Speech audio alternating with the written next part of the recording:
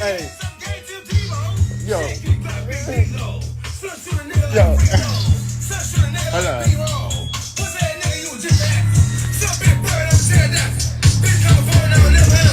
Hold on. Damn, man, I want to show y'all this shit.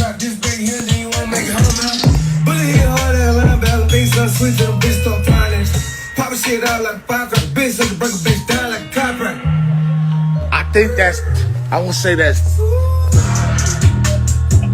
I think these brothers, what do they study?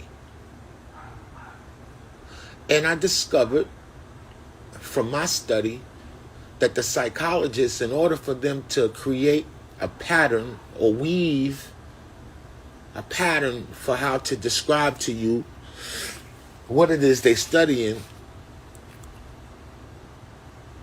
they study myth. They study myth. So it don't matter how much facts you got. A lot of people are under the impression that facts is enough, and facts is not enough. How many myths do you have on cap? Can you relay? How many myths can you relay? How many myths can you describe and relay and express coherently? That's the proof of your psychological processes. Why do you think that people over-embellish in their social interactions? And if you were to actually see, if somebody was retelling you a story,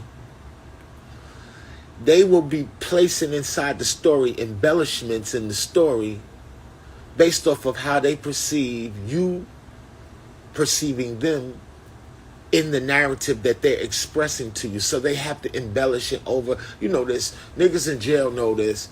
You know, when niggas tell war stories, they always the hero in the story. You heard? You know, rarely do niggas really want to tell you about, you know, that means real people do real things. You know, real people will tell you about the story and say, yeah, man, yeah, I was talking shit with boy, and the nigga hit me upside my motherfucking head with a pipe. You heard? And almost killed me. You heard? Or some shit like that. Or nigga, man, this nigga, the nigga went and got his knife and just start stabbing the shit out of a motherfucker, man. Me, yeah, start stabbing me. Niggas don't include themselves into the shit. They want to always place themselves as the hero. Why do humans all over the world do this? Why, when you die, you a legend, everybody know you, you a legend, everybody knows you, everybody love you, you a legend, everything, all that, right? Do you know that they're going to affix attributes to you that you did not even have? They're going to bequeath you with abilities that you did not even possess.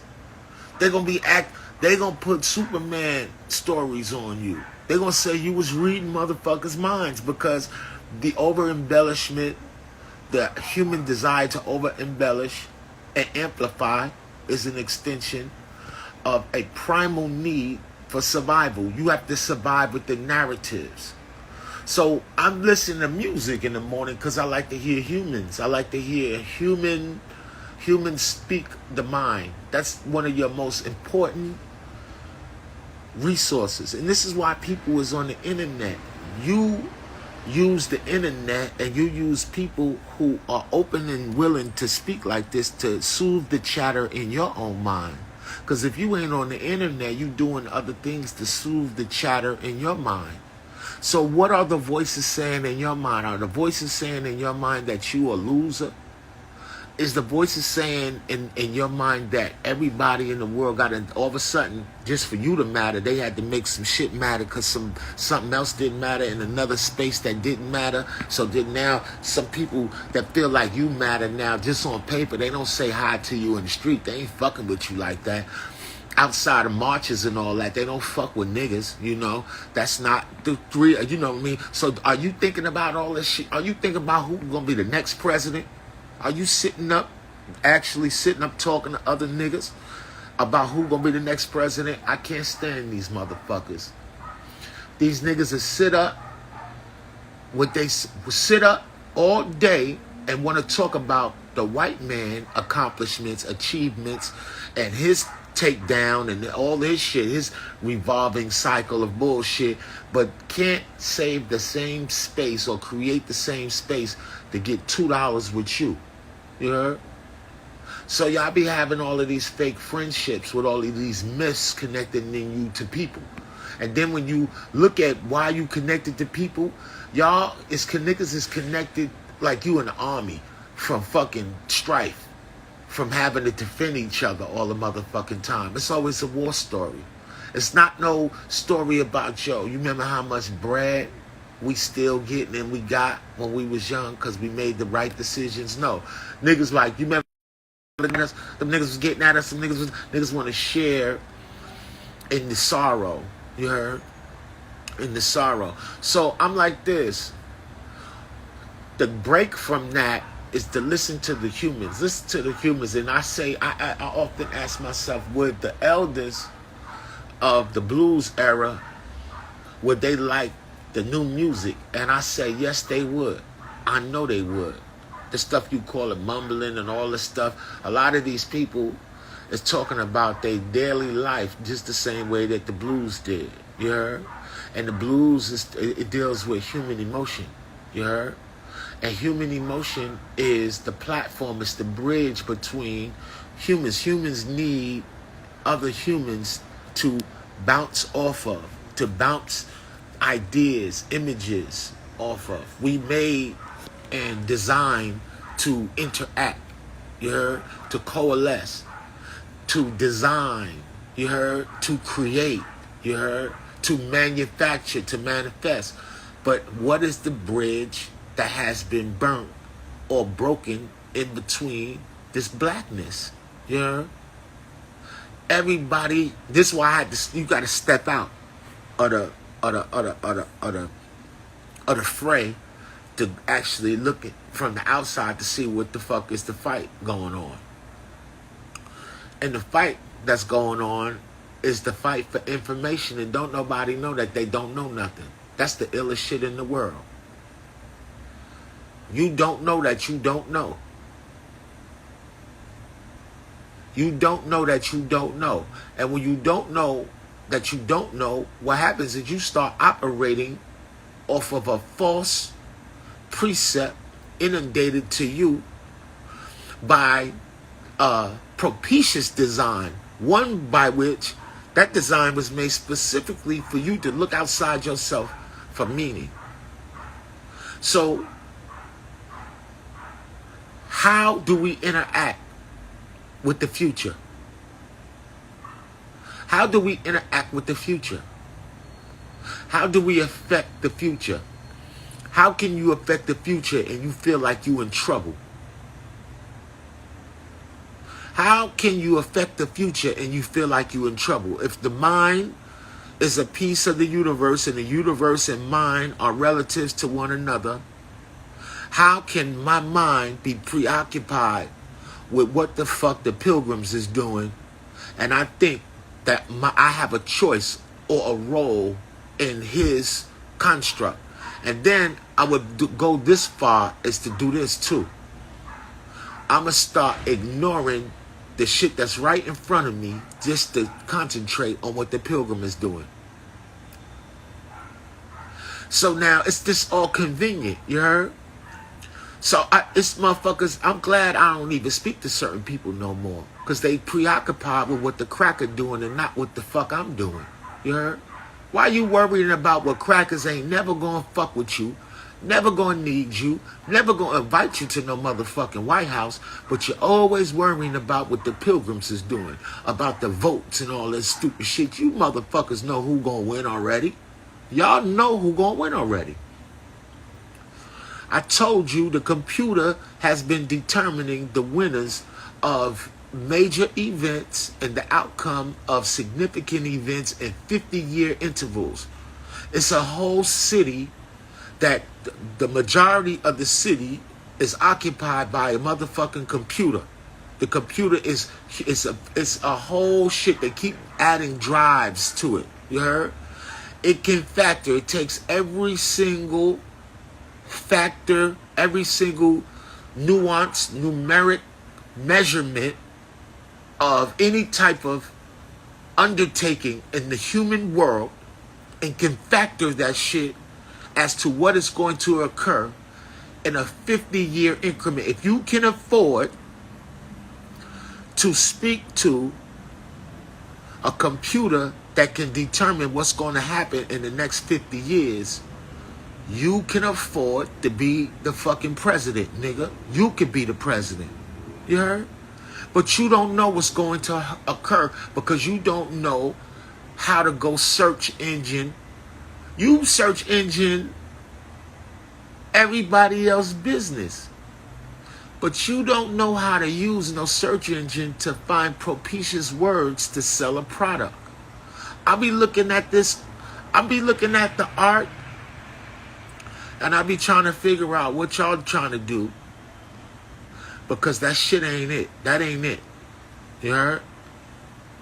You not manipulating aesthetics and you not manipulating the beauty and the primacy. You're not manipulating the limbic system in the humans. Humans is motivated by self-interest, man, and things that appear fair seeming. You heard? You got this shit fucked up in your mind. You think this is some shit in your mind. You think it's all about how you feel about something.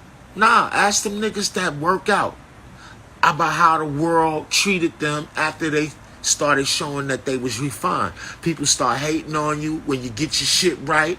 You heard? When a nigga was fat and looking crazy, everybody want to give you hugs like a fucking Yogi the Bear. You heard? Ooh, motherfucker want to pinch your cheeks and shit when you fat because they feel like you weak. They feel like that you can't carry something. You heard? You can't carry the responsibility to tone it down. You know what I mean? So this is what they'll do. They start treating you accordingly to how they perceive you. But as soon as you take hold of your morphology and you start, you know what? Nigga, I need to, ship up, shape out, fix some shit up. You know what I mean? Then the whole world is back on your nuts. You heard? For real. Back like this. Oh, I knew you was going to come back, son. Yeah, because y'all motherfuckers are superficial. You heard? Superficial and motivated simply by that. So when I be like this, with your art, don't get lazy with your art. Don't get lazy with your art. Some of y'all think y'all music is enough, and it's not enough. Some of y'all music is great. This is how you find some great music. Some music is so beautiful that it's hidden, nigga. You gotta find that shit. A lot of people think that the music period is not a spiritual tool.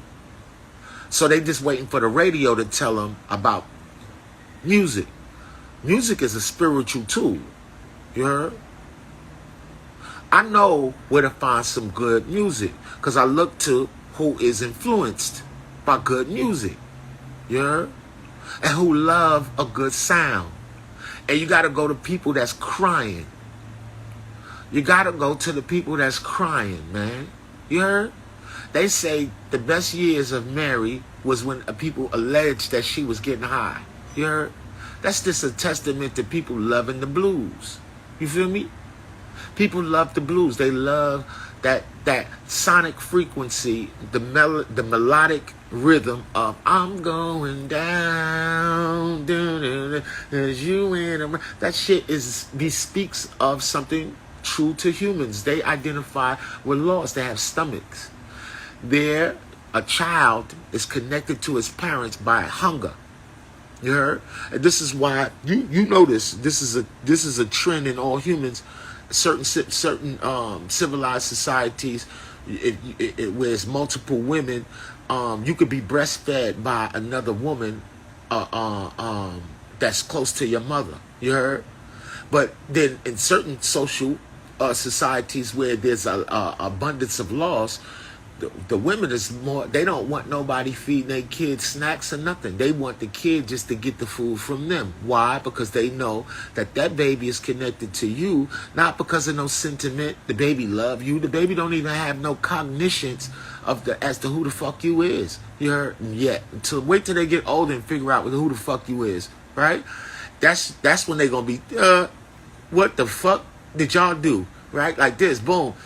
The baby is sitting there connected to you magnetically based off the fact that you feed it. You heard? So what make you think that when adults get older that they not connected to things that have sustenance included into it? I feel sorry for anybody that still thinks selling dope is his culture. Selling dope is the culture of black people. You heard? Every other culture have transcended and turned their vice shit into food. It's mad cultures that came over here selling China white. You heard? The Italians was selling dope to the niggas. The Chinese was helping facilitate the shipment of opium to the States. And then they all matriculated their endeavors into what? Into food endeavors. Now, that dope money is in motherfucking Ronzoni boxes of spaghetti, nigga, and ragu cans. You heard? What the fuck you think all that? Where you think Goya money may have started? You know it was some Colonel Coca. You're involved in some of this old shit. You remember Poppy with the from Dominica back in the day? A nigga can't front on me. We used to go, you could go uptown on a train and get off uptown and go get a motherfucking gram or a kilo. They had it for you. Poppy, you know him. Poppy had the fucking Jerry curls with the Michael Jackson motherfucking penny loafers and the motherfucking, the leather jackets and the jeans, nigga. You heard? Now, he owned the supermarkets and all of that. Now, he owned all kind of car livery services. Niggas is the only one still stuck selling dope that can't even sell itself. Now, niggas is selling pharmaceutical shit, the fake dope. You heard? Now, they done fucked the dope. The dope shit's so crazy, the heroin addicts don't even want no heroin no more. They done turned these motherfuckers out. They don't even want heroin no more, man. They don't want no real heroin. They want fake dope, bro. You heard? They want fake dope. So I'm like this. When is niggas gonna grow up? And I said all this to say this. Nigga, we could sell more food than we could sell dope. We could sell more food. You could sell more food. But you niggas got pride. You heard? You niggas got pride. You niggas got pride. I seen somebody get out their motherfucking vehicle. I seen in L.A. somebody that ain't black, that ain't white, that ain't Mexican, get out of a foreign. Get out of a foreign. You heard? With a bag. You heard? Full of motherfucking bottles, nigga. You heard? Picking up bottles, putting bottles in the shit. So I'm like this. Do you know that you can get more niggas to zero in on one young man around your way that has prowess and got money, and they'll all gang up on him and destroy him and commiserate amongst themselves over cheap alcohol and say, yo, that nigga ain't shit. That nigga think he all that. You know, he start acting different now. Of course he's acting different, nigga. He has a different appetite now. He don't gotta eat out of the fucking same potato chip bags with niggas no more. We ain't splitting dipsy doodles no more. You heard? So the nigga done grew up and now niggas hating. So it take 10, 12 of these niggas, you heard, to gather around, boy, and try plotting on him, wanting his property, wanting his bitch. You half the time you think a nigga wants your bitch. Nigga don't even want your bitch. They ain't even interested in the bitch. The bitch is crazy for thinking that. They interested in having something that they can't have that belongs to that dude that they wish they could be. So you go like this. I see this shit all the time. You see this shit in the streets. You see this shit in jail. The toughest niggas in the jail. They all plotting on a $25 sugar bag of stink-ass weed that was sitting up in a nigga ass all day. Like this. Them niggas will kill that nigga out in that yard. Or put their life on the line and be like this. You dead, nigga. You dead. I ain't giving you no money. You heard? This is what they do. But you could not get 12 niggas to go collect cans for 30 days straight. What if everybody what if the goal was every day, boy, 12 of us, every day, boy, we go and whatever you hustle, whatever you do, $50 in the pot for 30 days. Nigga could put a down payment on a food truck or a month's in a deposit on a space to sell food. You heard? But these niggas got pride because they black. But you know what? This is the thing I find about black people. When they not in dominance hierarchies and they in different cultural paradigms, they can operate effectively. Now look at young black people. Look at the little homies from Ladera Heights. Look at the young black people that was skating. You heard? You heard? Look at the little niggas that turn they skateboard shit, and you never know. A lot of people go to counter cultures outside of quote unquote cultures outside of their culture to find safety away from the niggas and the negativity in their own environments. And you got these niggas is escaping the negativity. Nigga gonna kill you over a color around your way or kill you over some stupid shit because of the building you live in. You heard? So the little homie said, fuck that.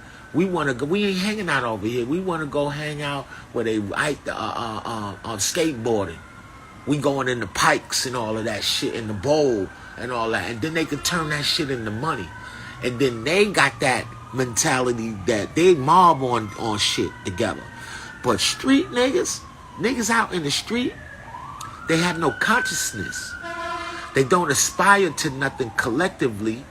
And they commiserate and they celebrate every single day around vice. Nigga be in a fake universe calling it the street culture. I'm outside. You a crazy nigga. Let's call it what it is, nigga. You always high and then the motherfucker offer bullshit ass drugs. You don't fuck with the white boy drugs. The white boy drugs is the shit that'll free you niggas. You niggas scared of that. You niggas want that shit that them white boys, that them crackers infiltrated our motherfucking communities with to keep you stupid. You heard? You know how many years niggas is fighting in a Cold War and they don't even know that they veterans of a war, bro? Yo, I grew up with people, bro, that bro, y'all don't even have no idea. Y'all think niggas that's old, 45 or 40 years old, the niggas is crazy. Because you fucking right. They may have seen the world that you did not see before. Staring. You can't come outside and look at nobody black. Motherfucker gonna ask you, who the fuck you looking at? You heard? Everybody looking like this. Everybody smoking fucking crack. Y'all forgot about that shit. And y'all over embellishing, acting like you're balling.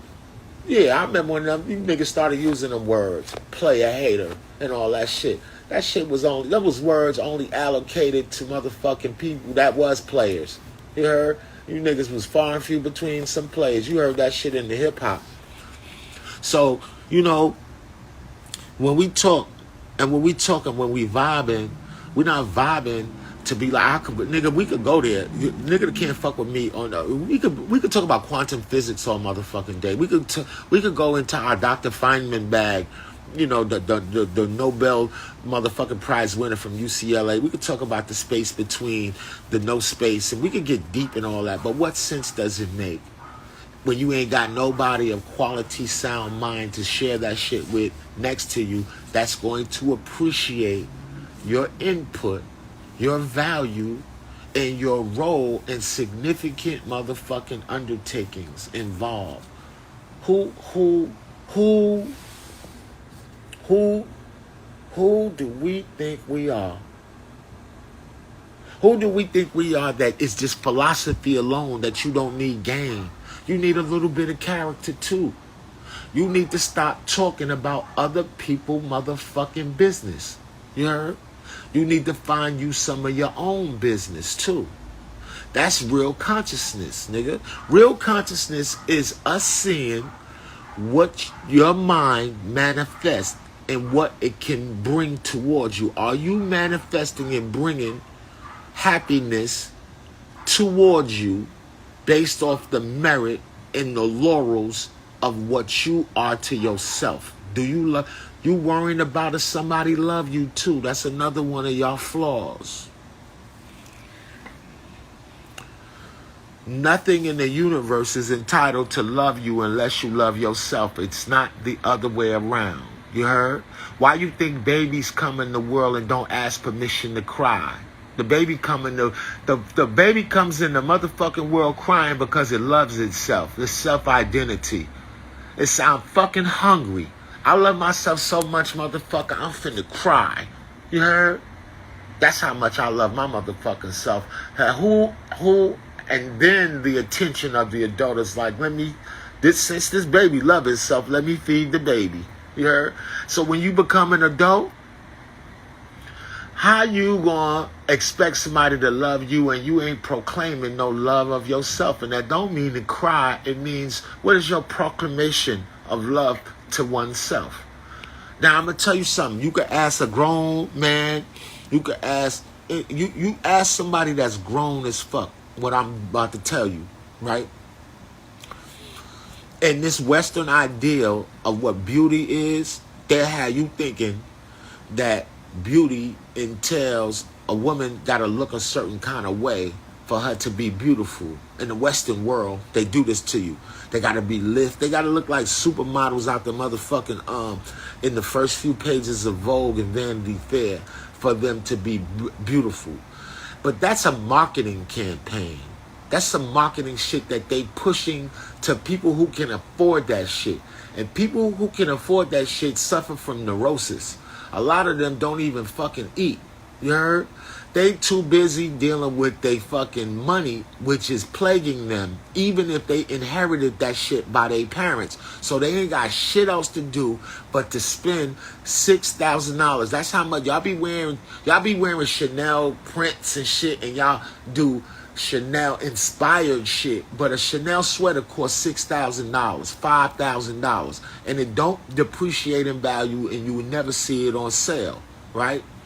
Now, what is the value of you embarking on the task of embellishing yourself with the accoutrements to make yourself look like you motherfucking love yourself? What are the things that's going to happen, right? You ever had a car, and when you want to be low-key, you don't want nobody to look at you, you don't wash the car, because nobody, but when you, and it's the weekend, and you want to be seen, you motherfuckers go wash the car, right? So you ask a grown person this about the women thing. Now listen, this is a fact. The most beautiful woman to a man is the woman who loves herself. And she shows and proves how she loves herself. She shows and proves how she loves herself by what? Her embellishments. How she takes time, care, consideration to put them eyes and shit on and them nails and all of that shit, and fixing her hair in such a way. This is a universal theme throughout humanity. It don't make a fucking difference what she look like. How do she feel to herself is what makes her beautiful. You heard? Do she look like she love herself? And ask men this. It's a lot. I remember the years when niggas was catcalling. Still niggas do catcalling. You heard? That shit is never gonna stop. You heard? I'm gonna fuck how niggas catcalling on the internet. You heard? Catcalling. You could go down in these major cities. You can go to Chicago, Go to Los Angeles, go to Brooklyn, New York, Manhattan, go to motherfucking Denver. You can go anywhere you want. Go up top, go to motherfucking, Oakland. And you see these beautiful ass women, man. And then you see that one that you be like, she is so beautiful, but is there something about her, man, that I know that she is going to stab me in my motherfucking chest as soon as she get an opportunity to, you heard? Because it don't look like she really give a fuck about her motherfucking self, you heard? And I bet you the same could be said when women look at dudes. They see a dude, they be like this. They be like this. Yeah, the brother, look, yeah, meets the criteria for the aesthetic and all of this shit. But there's something about this motherfucker's demeanor where she like this. This motherfucker just really don't love himself. What the fuck would I be doing? Why would I do that, right? So the universe ain't never gonna fuck with you how you fuck with yourself. Low key, when you say universe, niggas start thinking about space. Oh God. You start thinking about distant star systems that your ass can't survive on. You start thinking about shit like this. I dare you to grow you a set of wings. And then I dare you to fly your motherfucking ass past this atmosphere. I dare you. You heard? And see what the fucking universe do to you. The universe is here to get your ass, nigga. You here to be compartmentalized, you heard? Within the context of shelter. And the greatest shelter that you can ever have is the wisdom of finance. And the only way that you can pursue the wisdom of finance and actually acquire it is by having the ability to find beauty within yourself and associate that beauty to love. You heard? And I'm talking about love is a coveting of one's own beauty, standing on the ego like it's yours, not on no immature ego. Ego is here to protect you. Niggas that tell you that you got an ego, you fucking right, I got an ego, weirdo. Flies got egos, octopuses got egos, horses got fucking egos, a fucking mosquito got an ego. If you try to kill it, he's gonna get away from you. You heard? It's self-awareness. You have to be more mature in self-awareness. You heard? More mature in self-awareness. So I'm going to tell you something. This is the weekend. A lot of people be drinking. It's getting cold. The earth is moving further away from the sun. Your body, your mind, your levels are going to start adjusting themselves, and you're going to start feeling a certain kind of way. You heard? You're going to be, you're going to start feeling weird and stupid, anxietous almost. And if you had a real culture,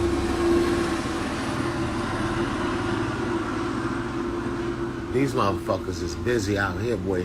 If you had a real culture tells you exactly what to do at certain times to maintain balances. And what we have in the form of holiday seasons are little small vestiges of how to hold on. Now, right now we in the midst of the Jewish holidays is popping around this time. You heard?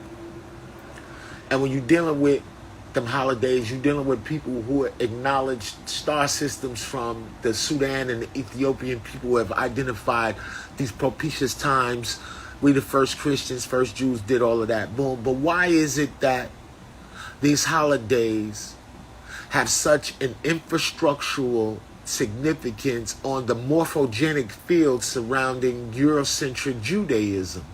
How do they maintain such a sense of union? And unity is based off their dietary practices. You heard? So we are the people who, we eat Thanksgiving. I don't know what the fuck. Niggas eat Thanksgiving food every week. Call it soul food. And call it soul food. Niggas drink a lot of alcohol. Can't tell me.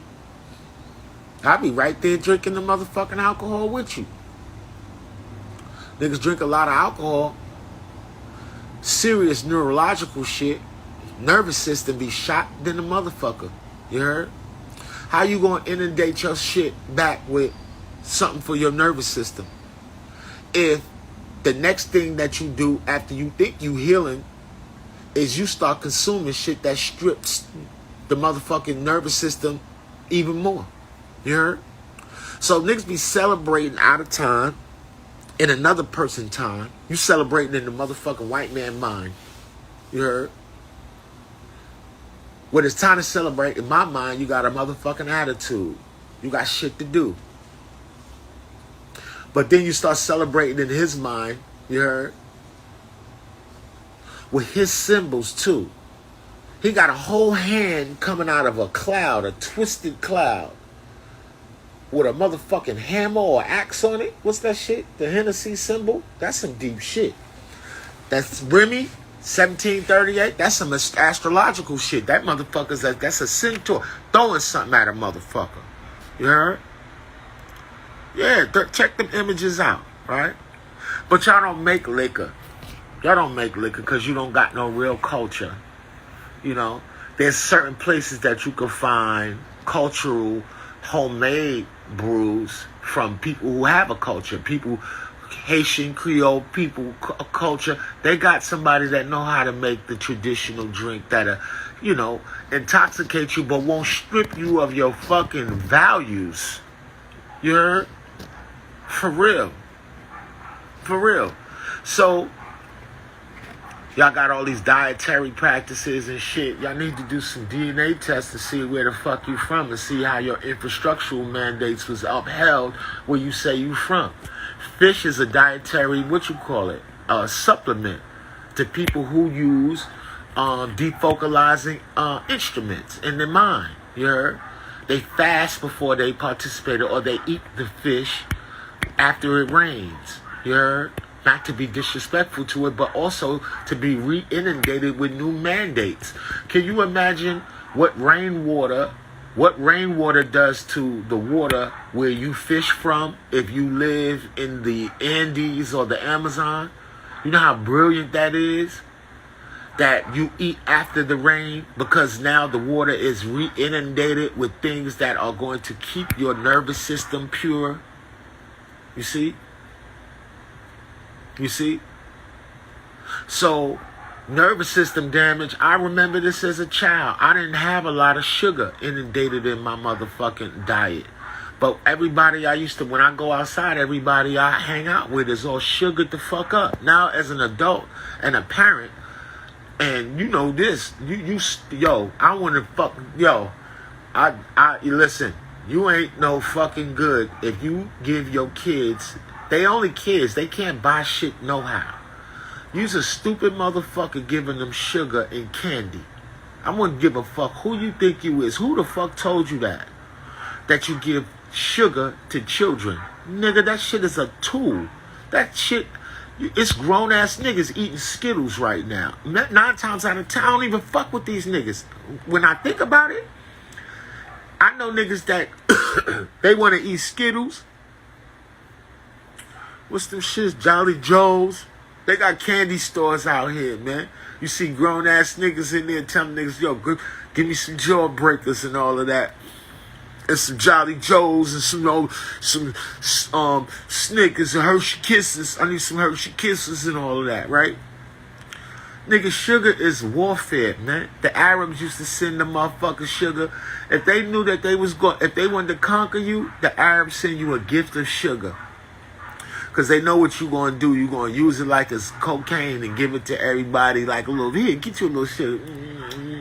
And then they come and invade y'all. After they know that sugar gone, or you ask for another bump of sugar, now they coming with swords and the shahada.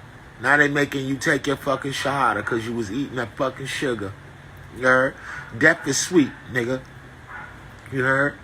And sugary stuff is it's Islamically, you ain't really no Muslim. You heard? And 2, you was born with akika. And akika is when they recite Arabic to the baby in the baby ear while they put the dates on the baby's gums. You heard? So the sound of Arabic, the sound of Allah's name, attribute, you heard, is imbued in the psychology of the child via the conduit of sugar. Why you think back in the 80s, if you grew up outside, niggas say they was outside, I was outside, whatever. Y'all be in the park, niggas athleticized, playing boom boom, nigga go drink a motherfucker, what you call it, a Sunny Dew. Go get you a Sunny Dew. Nigga, 35 cents, we can get a quart of great juice, nigga.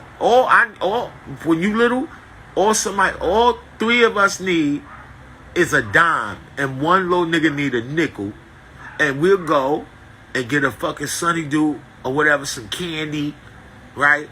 Some them raggedy ass onion rings. They used to give a nigga a big ass bag of onion rings for a quarter. You could feed a fucking family with them shits back in the day. Niggas be in the park drinking that shit, and then what happens after you get a bunch of young people eating dipsy doodles? Not what's that shit? Onion rings and cheese doodles, son. This before, I don't know about Chicago. They always say my brothers and sisters in Chicago like red hots, like we motherfucking, like that shit is indigenous to Chicago. We had cheese doodles, nigga. You heard? They wasn't as hot as them shits over there, but I don't know. We ain't gonna get into that. We had Tropical Fantasy, though. They had 50-cent sodas. And then what happens after a nigga do 50-cent sodas? You heard? No sustenance. And after that, what's gonna happen? You gonna be out there in a dominance hierarchy occupied by everybody have needs. Your little homie and them, he been up all night because his parents is fighting. He outside hiding it. He angry. He'll beat the brakes off of all y'all. And he sugared up. He'll beat the brakes off of your kids. You like this. My kids are good kids. I teach my kids the Quran. I teach my kids the sciences. They know who the world leaders is. And then you send them outside. Send them outside. And they be in Candyland. And the fucking Mandingo fights. Death matches. You heard? Death matches. Now there's a whole culture that exists, right? That they is honoring all the savages from the jails. These niggas love the savages now from the jails. Now the savages, I'm talking about niggas, it's talking about the savagery from the abuse incurred on them by the system. Imagine the dominance hierarchies that emerge from these circumstances. I'm going to give you an example. And it starts like this. When you in a division for youth and you little and you get locked up because the sugary kids all go on robberies and shit, or y'all kill each other, then you go to jail with the other sugary kids, that the cheese doodles from around their way, crack addicted parents from around their way, dope shit from around their way. Y'all all get together, y'all all figure out y'all got the same interests. Y'all all ain't shit.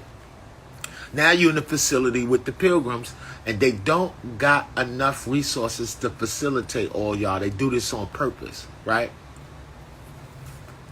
In Sparfit, they have, say, 20 cells, but they only have 15 seats. And then there's this whole other, and all the 15 seats is soft padded. But all the other seats, right, is made of metal, and they cold, and you can't see the TV. They under the TV. So you in a dominance hierarchy right now. If you sit in that chair, everybody that sits in the metal chairs, they call it the iron horse. You getting abused. Niggas beating your ass. You pussy. because you can't sit on the soft chair. The crackers got you in jail, but they didn't give you enough chairs to sit and watch their TV that they got there, so you fight for the space to watch their TV. Next thing you know, you ain't a Spofford no more. Now, you in the next stage. Now you on Rikers Island. Now, it ain't enough seats inside the motherfucking day room to watch no TV. And the dorm is overcrowded. Then the niggas' dominance hierarchy, some niggas need 2 chairs. They stack the chairs. Some niggas need 3 and 4 chairs to sit on like a throne. You heard? I dare you to ask that nigga on sitting on 3 chairs to let you hold a chair. I dare you. He's sugared up. They give you that fucking same serum, that same sugar. They give it to you breakfast, lunch, and dinner. And they give you a green cup to go get it. And now they venerate the stories of the abuses incurred and the lack of resources. Now these niggas is heroes, the ones that was stomping each other guts out, stabbing each other, cutting each other, all type of wild shit, swabbing motherfuckers, all of that, right? Huh. Now, all of a sudden, what's the next dominance hierarchy? After you get out that shit, you gotta go up top. Now, don't send them to green. Don't send them to green. Now you're going to green. Now you in the green. You in there. It's 35 niggas in the dorm. It's 35 niggas in the dorm. It's only 20 chairs in the TV room. You see the theme? So now the TV room is small. When the movie come on, you don't watch movies, son. You not built like that. And the lack of resources, hatred comes about. You see this. Everybody that hate on you have less than you. You know that. So why do you like to be around things that's less than you? Because you don't even know that you don't know. You're not even aware that you don't know. You heard? You're not. And I'm going to tell you something. I speak and I teach from a certain place because I can only, it's my responsibility. I have to teach from a certain space. When I speak, I'm speaking to myself as well. You heard? As a constant reminder to myself. You heard? A constant reminder to myself. I know beyond a shadow of a doubt that I'm only able to teach not from no fact finding, from a need. I teach from a need as a child to survive in tumultuous experiences and try to come out of that shit with some of your brain, some of your motherfucking sentiments, some character, some love. Keep you some love. You know how they say, keep your bullet for yourself at war? Keep the last bullet for yourself. Niggas need to find some love for theyself. Keep you some love for yourself. You heard? Find you some love for yourself. Even if it takes using what you know about evil to protect something. Stop protecting evil with evil. You niggas don't love enough things, man. That's valuable. So I find camaraderie and people who appreciate art and appreciate this real-time talk that we doing. You heard? Real-time talking that we doing to one another. I have no other choice but to speak to you how I would want to have somebody have the ability to speak to me, because nobody could speak to me when I was young. And I don't think it was because of anything but this, that they didn't know that they didn't know. They didn't even know who they was around when I was little. They didn't know my circumstances when I was young. People didn't know my circumstances. I presented such an air of intelligence that, and like I had everything figured out. They didn't know that I lacked a lot of resources and that I could have aspired to something else. You heard? So when I look at I look at teachers and I look at the people that's teaching, and I say, I wonder, do the people appreciate these people and even know where they even came from to be able to tell you something that's valuable to you? You heard? Don't be like them lames on the internet that is trying to find fault in teachers. You heard?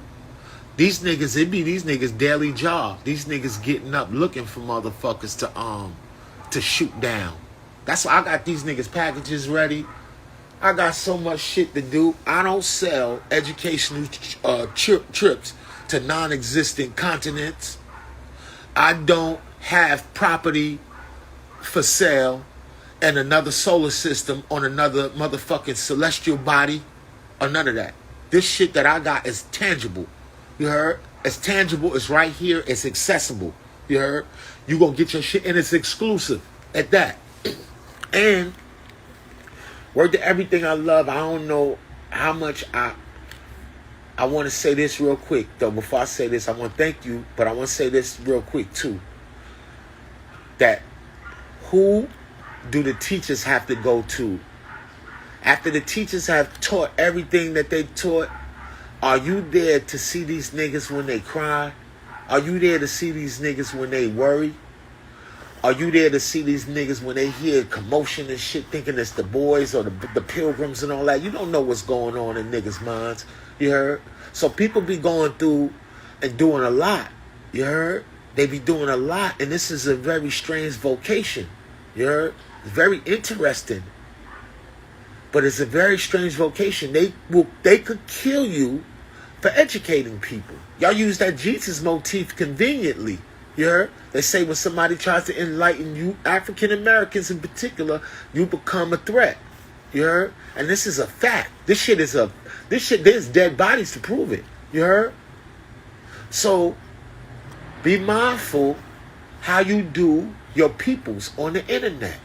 Be mindful how you do your peoples on the internet. If somebody got a message that you don't like, don't speak negatively about it, because you might be adding fire to it. You might be amplifying it. The computer made for you to be talking more about what you don't like than what you really want to cleave towards. You heard? Chill. Chill. Don't fuck with what you don't fuck with, and just let it dissipate. But be like our African brothers and sisters. Worry about what worry about you. You heard? Deal with. See, we be liking to deal with our problems by finding problems in other people. You heard? And monitor, watch the world look at you. I don't want nobody to bear witness to me sitting up every single day knowing that I'm about to enlighten the community about the mistakes that some nigga done made.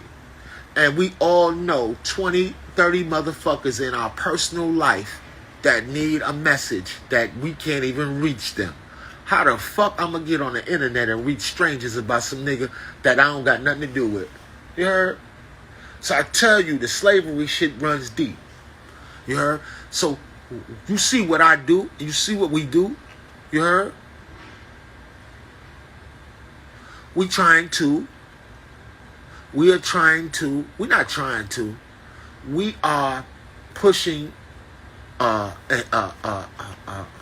culture, you heard, through a lens that has art, it has film, it has information that's meaningful and significant and it's uplifting, you heard? And it got some socketry involved, for real. I'm so grateful, for real. When I was little, I remember stealing food, for real. I remember stealing to go buy clothes. Y'all got kids. Y'all got 15, 16-year-old kids, 17-year-old kids. I remember when my mom and them, they couldn't take care of me no more. And I didn't know where my pops was at. You heard? And I used to raise myself. For real. I remember going to school just to eat. I remember that. So, I'm grateful, bro. And I appreciate you Because I swear to you, I have the opportunity and the ability to offer my daughter don't have that same experience. My daughter's birthday was amazing. You heard? I appreciate y'all. For real. Word to everything I love. She had a bankroll for her birthday. She deserved it. But I ain't never, when I was 12, we got some gifts and shit. You know, my mama was a legend. We got some gifts. I had some, nigga, my mama used to buy me $150, $200 motherfucking robots and shit from F.A. Schwartz. You heard? She bought me, she taking me to the pier to Geppetto's, the old toy store with the $100 toys, the Lego set. The Lego set $150 in 1980 something, nigga. You heard? Yeah, that type of shit. My mama buy niggas some shoes and shit from some shit. I'd be ashamed to wear that shit because I wanted to wear Lees and Pumas and wanted to look like them niggas. You crazy? But my daughter had a bankroll. When I was 12, nigga, I ain't had that much money. And I thank y'all and I appreciate it's because of you I had the opportunity to get on planes and go be where the fuck you need to be on time, in time. To create them emotional bridges, for real. And you notice that shit is very important. You know what I'm saying? That shit is very, very important. You could be living with your parents, be living right next to your parents, and be a goddamn sociopath. Because your parents ain't got no goddamn emotional connection to you. They too busy connected to their job or into their argument with each other over resentment and shit. And you never made no connection to you. You heard? And some niggas that think they had the best motherfucking childhood because they had both their parents. You heard? Around them. I'm going to tell you something. It don't matter. You have to have an emotional connection, something bonding you to your parents for that shit to be. I wouldn't give a fuck if your parents was dead. You better remember something. You heard? Positive reinforcement is how you open the doors in the caverns of abundance in your mind for you to accept the abundance that you deserve. For real. You better do your own inception on your own mind. Inception was some ancestral shit dealing with memory and dealing with the reverse. What is reception? Kabbalah. Inception would be a whole nother task. You heard? To incept an idea into the psychology. Incept love into how do you incept love into the psychology of people? It's the little things. It's gifts given in secret. Not where everybody can see that you gave me something. You heard? When you go to your Cash App and you be like this, oh shit, I did something right. I made an emotional connection with somebody. I told somebody something that could help them, and their response was love. You heard? Damn. That's a good one. Ain't that how the universe work? Ain't that how the universe bless you?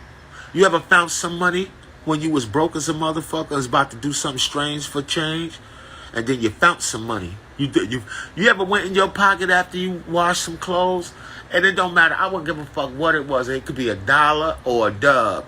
You happy as a motherfucker? You heard? That's the universe be talking to you. It speaks to you like that. You heard? So you got to speak to it through its people, through its children. And you spoke to me in volumes. That's why I feel indebted to you. You heard? It feels... I would talk like this in a room full of people in a goddamn, in a lecture hall at a university. I would say the same shit. The only thing is, for that money, nigga, I'm going to show you some shit on the board and tell you some shit in some other languages and all that shit for my money. But the other stuff that connects to love, how we talking right now, is like this. I would not have no emotional connection with my daughter had it not been for the patrons and the people that buy these fucking shirts and these books and this music. And you know I ain't no goddamn rapper. That shit be prose poetry. A lot of that shit is infused with improvisation, my nigga. You can ask Dirty Diggs and them. I've never done a punch-in, right? And I don't do multiple takes like that. If I do a multiple takes like that, I hate the song. You heard? It's very rare. some of my songs that people love, that was a one take wonder. You heard? And half the time a nigga was inebriated. You heard? So I'm trying to extrapolate the experience of experience. I want to capture how I was experienced. How, it's the difference between, see, they got studio bands and then they got bands that go and travel and actually play music. Which one is better? Which one would you want to be? You heard? You would want to be both, but the one that you would want to be, the one that would build your acumen and your skill set and create the legacy required for you to be legendary in the art form, is you want to be a traveling band that plays live. You heard? For real. And I'm going to tell you something, man. The live experience is nothing short of, like, look, we in, I think, a few second intervals. If you were right here, you would hear me, but it would be in a few seconds in intervals. But the live has a different meaning because now I'm speaking to you as you receive it, the information, and despite of wherever you at, you heard? So that's how I be wanting to record. I want you to feel that. So when you feel that, you feel my experiences at the time. You know what I'm saying? But if it were not for the people who respect art in that fashion, and respect that, not only do I talk and do this, I'm subject to do like my teachers did, especially Bobby. I'm going to show you books that I'm reading. I'm going to show you shit that I read. Some of y'all, you know why I used to do it and then I stopped. And then this what made me start doing it again is because my students was actually buying the books and saying, yo, I read the book. And saying, yo, what do you think about this? And they challenging me on the fucking book. And I got to go look back at the fucking book and be like, nigga, okay, these niggas taking this shit seriously. Okay, let me show, well, let's go in. Let's go now, right? Boom. I'm going to tell you something. I'm dealing with, and I'm be very candid with you and very open with you. We know different. The only difference between you and me is that you're a better person than me. Especially if you're younger than me. If you're younger than me, I wouldn't give a fuck if you 2 or 3 days younger than me, right? A year, 5, you better person than me. Because you have more opportunity than I do to achieve something with wisdom. You can see somebody tell you, don't fuck with that, son. Because you're going down like the towers. You're going down like Christmas ornaments in motherfucking, yeah, nigga, in January. Down. You heard? You're going down. Don't do it, right? You got the opportunity to be, like, he said don't do that. I'm not fucking with that, right? Some of y'all got to learn by thinking that you want to have the experience, and then you fuck around and lose a limb, you heard? Or your life, you heard? Or a family member, a life, you heard? Right? You have the opportunity to do far more than I could ever do, so you're better than me, right? So when I tell you, and I'm openly honest to you when I tell you this, that I know a lot of valuable things, but I am trying to become a better person. And that's on my time. You heard? That's my duty. You heard?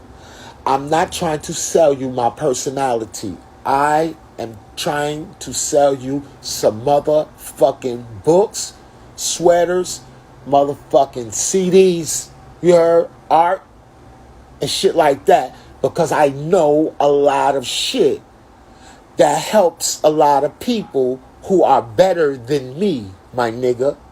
I'm not trying to sell you my character. Oh, Rashid is such a great, pious person and all that. Hell no. No. I'm going to show you something that I feel is very important to me.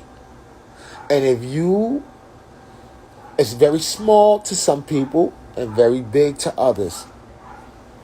These two books,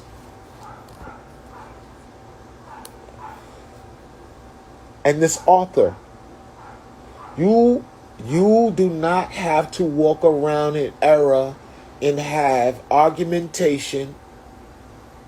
You do not have to participate in sophistry. A lot of y'all participate in sophistry, argumentation, hatred tactics. You heard? All type of things trying to address yourself. If you only knew that you are dominated by 4 archetypes, all of you, male, female, all of you. And if you really love your children, like you say you do, right? You better read this fucking book. And you better be able to pre-register and be able to navigate them through this world of fucking savages. You heard? This is a world of civilized savagery, my friend. They will put on the finest garments to attend your funeral. Don't let this go over your motherfucking head. This world is delicate. This shit is delicate. This shit is delicate. This shit is delicate, and this shit is weaved together by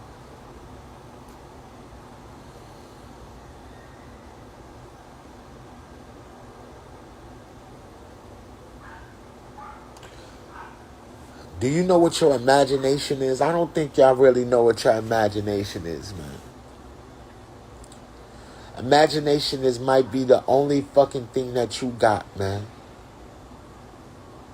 If you fuck that off, you let somebody fuck off your imagination, man, don't you ever do that shit, bro. I'm telling you. I'm telling you. This world is here to serve you, my friend. You heard? For real. And you here to serve the world, but everything ain't for everybody. A friend to everybody is a friend to no one. You heard? We make bonds through through food, through resources. You heard? For real. For real. We socketry. For real. I promise you. And be careful of this. You know, be careful of this. Of people that don't respect you, man. You heard? When you're dealing with humans, that's the worst kind of disrespect you could ever do, is to disrespect yourself by fucking with people that don't respect you. That's the worst shit you can ever do to yourself. You heard? And don't think that alcohol, sitting up drinking with motherfuckers, is going to make them respect you.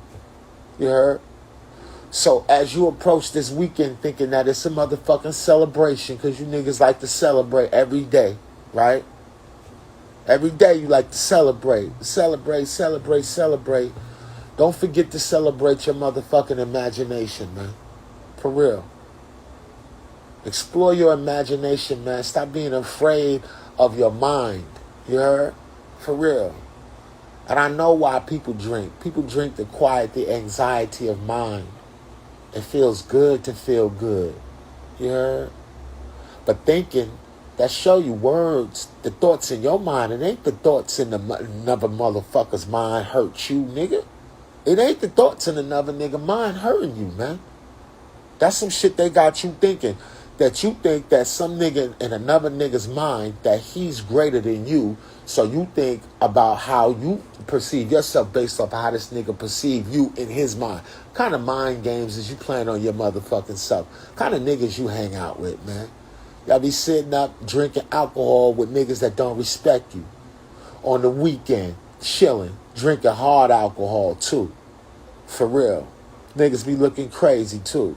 You need to spend that money on some motherfucking outfits. For real. You niggas looking crazy.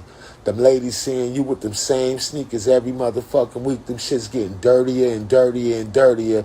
You meanwhile, you get drunker and drunker and drunker. Unraveling and unraveling and unraveling and unraveling and unraveling and unraveling and looking crazy. You stupid. I'm glad I was raised from where I was raised from. Because we have a motherfucking context for that shit. You heard? For real. Some niggas got it this one way. They ain't never seen no other context. You know what I mean? You know? This shit. Niggas upgrade be from some shit they seen on the internet. You heard? I always had context from around my way. I knew some shit. I knew what was the category after this. I had the context for it. You know what I'm saying? It was right there. For real. For real. For real. But what would make a man drink? It's something in the bottle that he can't find in the world around him. Oftentimes, that's understanding. A lot of niggas drinking off of one argument from a long time ago. It wasn't even an argument. It was an argument he heard his parents have. He's still trying to understand why somebody is missing in his reality. Her. Why she drink. Because it's missing parts. People have missing pieces. You heard? So when you walking through this world and you walking and you navigating through this world and you passing humans, you heard? Don't think it's people got apertures, big holes inside of them. You heard? And people that don't give a fuck about you They go inside that emptiness where you at, why you empty, and then try to move you around. That's why you can't have all of these holes in you feeling like you, because you know what them holes is, they infinite. If you got if you feel like you lacking something, the thing that you lack is infinite, my nigga. If you think that shit, it's infinite. You heard? Now, how can the body have so much finite parameters? You can't jump off a 6 foot, 7 foot, 6 foot, 7 foot, stupid ass nigga, a 6-story, 8-story building and survive, right? You can't do that. But your mind can make you think that you can go to another motherfucking space in time. So why you don't occupy mind in the same format? And this is why I spent my time when I was in my 20s like this, reading and writing and understanding mind. And I understood that I was raised ecclesiastically. The righteousness that I felt that I had ecclesiastically garnered was from way of religion. And when I found out what religion was, it's mysticism. And under mysticism is sorcery. You heard? And the space between mysticism and sorcery can be occupied by writing. You heard? Your religious books come from mysticism and sorcery. So when I figured that shit out, I was like, then all the religious shit is Marvel Comics, nigga. And everybody could be Stan Lee. That's why the preacher is a fucking nerd for that. He went and read the Bible and freaked it. Freaked niggas with that one. He said, I'm finna tell these niggas stories and then I'm gonna take jugs at them because they poor. So they always arguing. So I'm gonna tell them Allah does not embrace the aggressor. You heard? Subjugate aggression. I'm gonna tell them whoever wrote that Jesus narrative is wicked for that. Jesus don't answer no questions. You can ask that nigga anything you want. He answer questions with a question, my nigga. Yo, Jesus would be. This is why the Moors that really know the law, this is how I could tell if they know what I'm talking about. If they know what they talking about, rather. If they court argument sound like a Jesus argument. You heard? Because Jesus don't argue.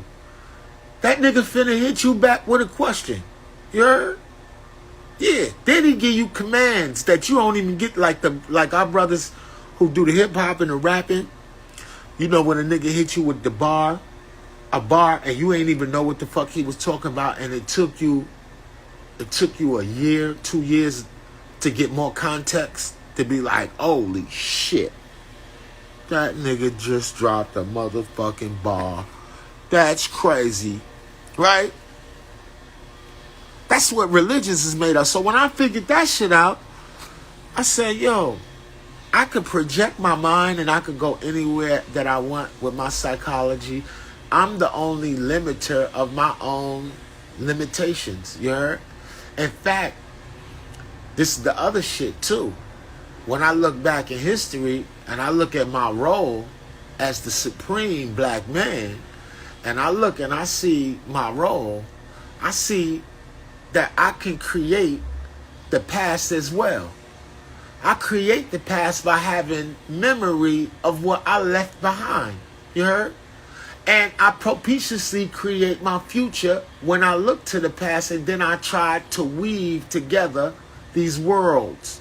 The quantum world. What's the space between the number 1 and 2? It gotta be space between 1 and 2. That's the type of shit. That's how I survive. You heard? Contemplating that type of shit. Not worrying about some nigga who worrying about a fucking visit this weekend on the penitentiary with 50 years, worrying about the visit where somebody got to bring him some Timberlands and some fucking gold chain with a cross on it. Yeah, niggas be dressed for their funeral. You heard? Dressed for their funeral. Still alive. Not knowing that you don't know. You don't even know that you didn't even know. So I been got out the dominance hierarchy. Can't no nigga compete with me. You heard? Everybody that I fuck with has narratives of being always inundated with information that is equivalent to game to sustain your life and make you a better person than I am. My life is my message. I ain't out here pump faking. I ain't out here trying to make no nigga think I'm tough. You's a crazy nigga walking around still trying to make niggas feel like you tough. Weirdo. These niggas got instruments, sharper instruments than they did before. And now they got knowledge. They know that you a hoe. You heard? You trying to dominate niggas. That shit is erotic. It borders on the edges of eroticism. You heard? Trying to sit up and dominate niggas. You better dominate your pockets. Dominate your bitch. Dominate your bitch, nigga. You sitting up trying to dominate some nigga. Crazy. Y'all niggas is crazy. Calling it gangster too. Worrying about some other niggas. You know this shit is crazy. Growing up in the streets. Everybody got a different narrative for this nigga. Everybody asking the nigga, what? How that nigga's a real nigga? Is this nigga a real nigga? I'm from one of them big ass stupid ass cities, man. You heard? I'm from one of them big ass stupid ass cities. A nigga from South Central LA can identify what the fuck I'm talking about. Everybody walking around with everybody report card in their pocket. Everybody want to know who's a real nigga, And none of these niggas own no goddamn grocery stores. You heard? Not one of them. You heard? Not one of them. I'm like this. Y'all niggas is crazy. Dominance hierarchy. You want it like a hyena. And you niggas not even motherfucking, you would want to be a hyena. Hyenas got more loyalty than you motherfuckers combined.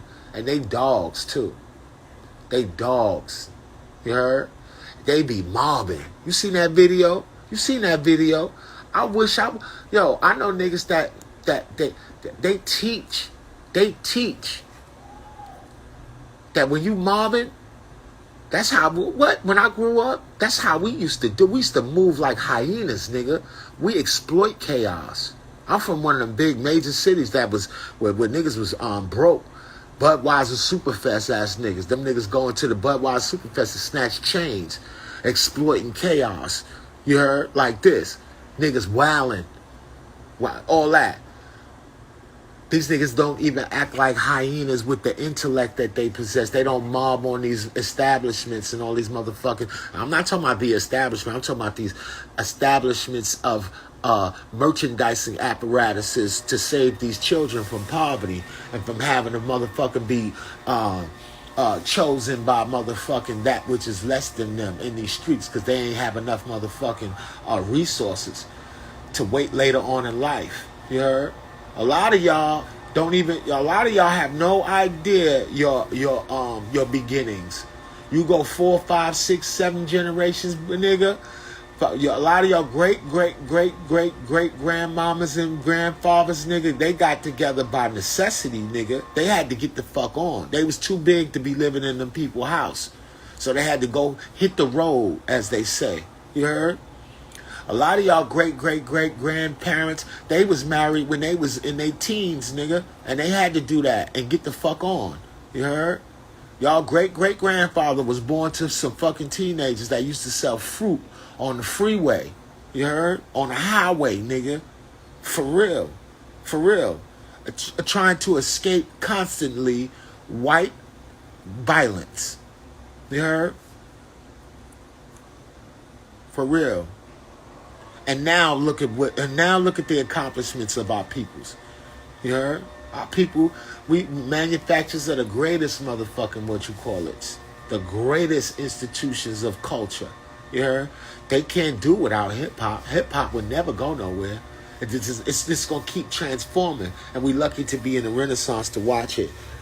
In a beautiful period too, and still has some elders from back in the day. Word up, that's still alive. For real. That shit is classic. Who made the sunshine? Sun is a legend for that. Slick Rick, the best shit on the album. Slick Rick, son.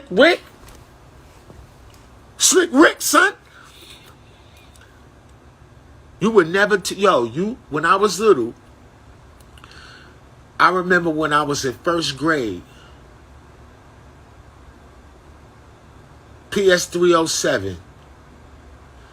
Me and my homeboy Raymond Cologne, we used to be like this at recess. Lottie-dottie, we like to party, we don't cause trouble, we don't bother nobody, we're just the men that's on the mic, and when we rock up on the mic, we rock the mic right, so all of y'all, keeping y'all in here, just to be, I used to do the beatbox, did he sing it, I do the beatbox, right? Some of my early language skills, remembering his rhyme patterns. Then, Hey Young World, I remember how that song made me feel the first time I ever heard it. And I remember seeing it on Ralph McDaniel's, the video. You would never be able to tell me that I would be on an album with Slick Rick. Word to mommy. And I wish I could show y'all this shit. You'd never be able to tell me no shit like this. That I'll ever get a BMI check. I just got a check from BMI. Nigga, lucky it ain't a lot of money, because I would be showing that shit to you if it was a lot of money. You niggas would be like this. Nigga, yeah, bro, oh, we lit. Niggas start talking about, we lit, yeah. I got a check from BMI, nigga, for publishing. I'm never doing a free feature ever in my life. You heard? I'm on a record with Slick Rick. Thank you, Westside Gun. Thank you, Chase Infinite. Thank you. I'm on a record with Slick Rick, and I used to be in the first, and I got boy. boy, I got vivid memories of hip-hop, man. And how it affects you. You heard? I remember back in the day listening to these brothers' music, and it was the only thing that could soothe you. I remember in 1983, from 82 to 83 to 84 to 85, 86, 87, 88, 89, all the way into the 90s, hearing gunshots every motherfucking night in the summer. If you ever been to my house, you know I live on the 15th floor. Nothing lives above me. You heard? I see everything and hear everything. You see it all. It's like a fucking eye. My crib in Brooklyn I grew up in. Every fucking weekend, winter wars. The only thing I remember asking when I was young, what is that? This ain't 4th of July. What is that? And then it would be in the music. They would tell you what's going on. Because I don't think my moms and them could articulate to me at the time what actually was going on. And then when I heard KRS-One and them talk about the South Bronx, and then when I hear my Uzi weigh a ton, and I'm like, Uzi? Then the 18 coming on TV, I'm like, this is what the fuck I'm hearing. What the fuck? What's the gold chain about on him? And why the gold chain look just like this shit? Boom. Like this, boom. The only thing that could soothe you from all that shit was the music. And you could never tell me that I would be on a record with Slick Rick. I wouldn't give a fuck. That's one of my greatest accomplishments in my life, is to have said that I'm on a fucking record with Slick Rick, man. Slick Rick on the record 2 times.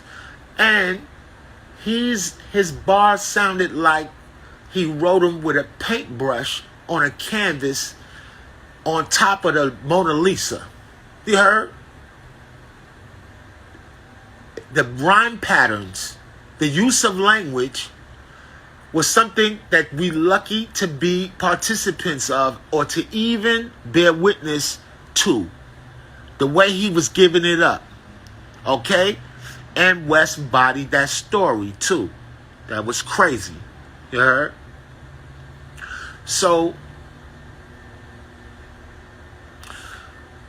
very propitious times and wonderful times. And I'm on a record with Jadakiss. Was fucking with that.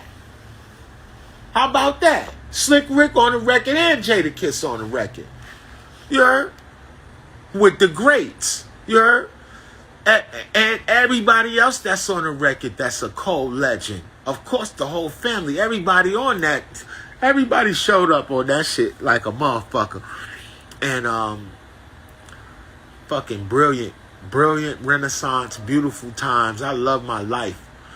And I love doing art, and I love writing books and shit. I love writing books and shit, and I love being in a free cipher. I ain't in no dominance hierarchy, sitting up answering to no nigga. Fuck out of here. You heard? I am my big homie. My big homie is my mama. You heard? My mama's my big homie. You heard? I'm crazy. And I got family. For real. I got family. For real. And if I said anything, man, that enlightened you, you heard? Yo, that's your ancestor told me to say it to you. For real. And if I said something that was offensive, I'm working on being a non-offensive person. I don't want to no longer offend nobody. I don't even want to offend my motherfucking self. You heard? For real. And when my man, what's Henderson, Nevada? My homie Jackie Clark, hit me up. Henderson, Nevada. I want to ask you something about this order I got for you. For real. Ma Cool, you in the building right now. And you know I got you. My son in Chicago. For real.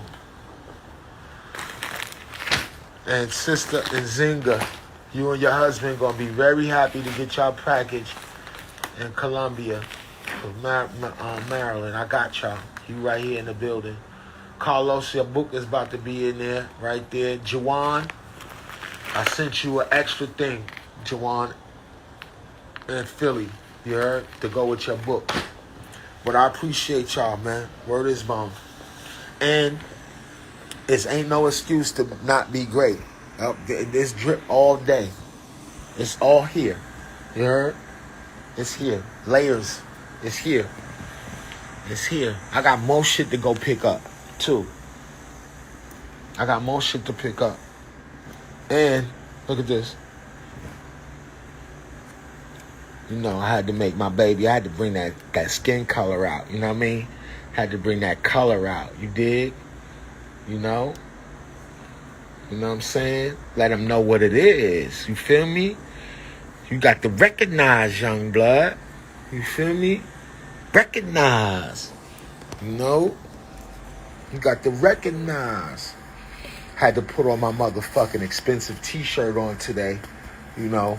Who the fuck walks around with a t-shirt with embroidery, you know, hand embroidered motherfucking deers and shit, Bambis and shit on they shit, you know? Yeah. You know what them G's is too, you know? Yeah. We say Geechee, they say Gucci, you know what I mean? You know, whatever. Whatever. And I hope I can't wait till it get chillier out here, cause I got my Sergio Tacchini suit. I'm a wow niggas up with that. And I'm about to make my, oh, hold up. Y'all seen this? I seen this. You see it? You see it? You see it? You see it?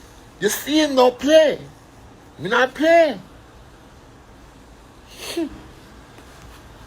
Yeah. And y'all see my authentic Sade hat. This is her merch. You niggas don't go to Sade concerts and shit like that. You ain't never been to no Sade concert. If I tell you now, will you keep on loving me? Yes. It's Friday. For real.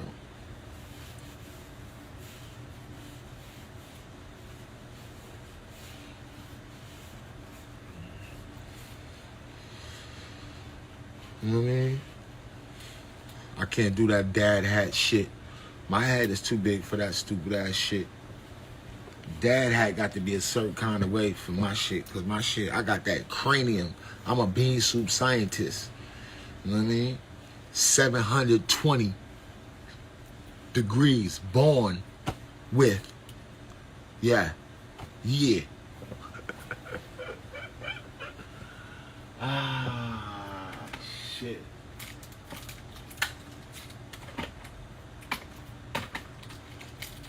Oh, what the fuck I come over here for? Yeah.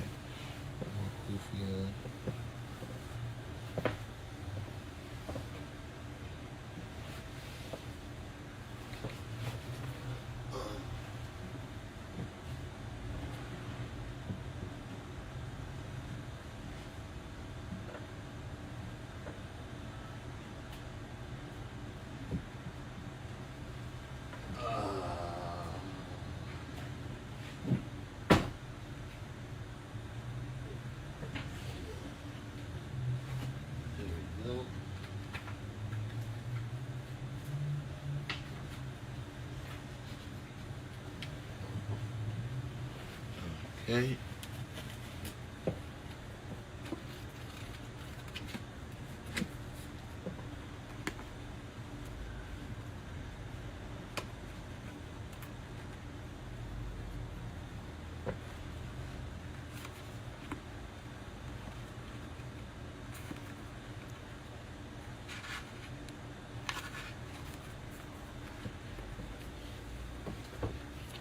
Don't let it slip away.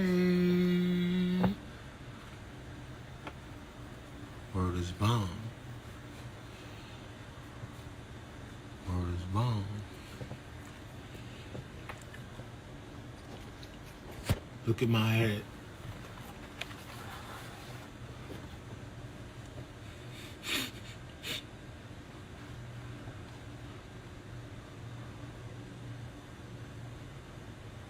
You remember when you was like that?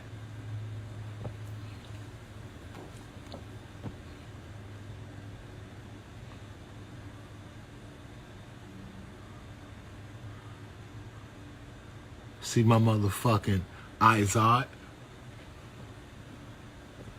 Seen it?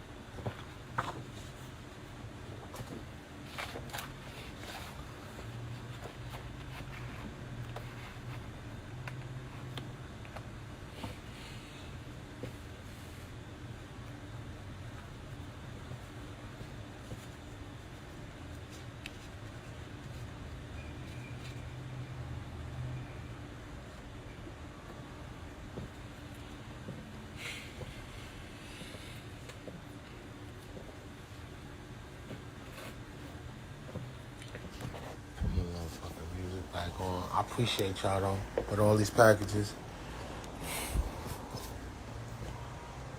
Yeah. Out of here, nigga.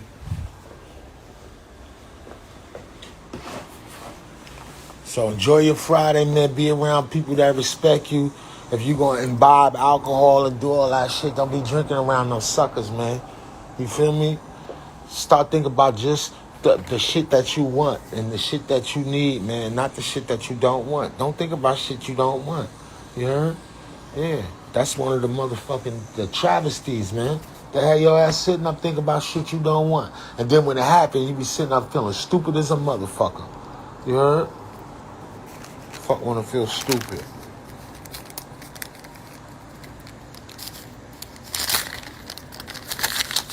For real. For real.